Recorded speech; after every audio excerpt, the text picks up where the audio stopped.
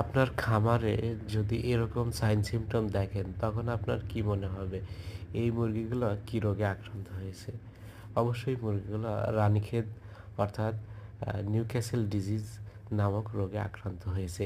এই রোগটা খুবই ভয়াবহ। এই রোগের মর্টালিটি এবং মরবিডিটি অনেক বেশি। আর এই যে মুরগিগুলো দেখছেন, এগুলো 1 সপ্তাহ আগে রানীক্ষেত রোগে আক্রান্ত হয়েছিল। এখন তার সাইন সিম্পটম রয়ে গেছে, অনেকটা রিকভারির পথে, কিন্তু এর যে মুখটা সার্কেল আকারে ঘোরাচ্ছে, এগুলো ভালো হওয়ার সম্ভাবনা খুবই কম। আশা করি আপনার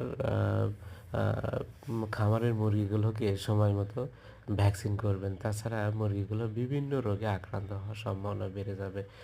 বিশেষ করে রানীক্ষেত, গাম্বুরা এবং ফাউল পক্স, ফাউল কলেরা, এরকম অনেক রোগ আছে যেগুলো আক্রান্ত হবে। অবশ্যই ভ্যাকসিন আপনারা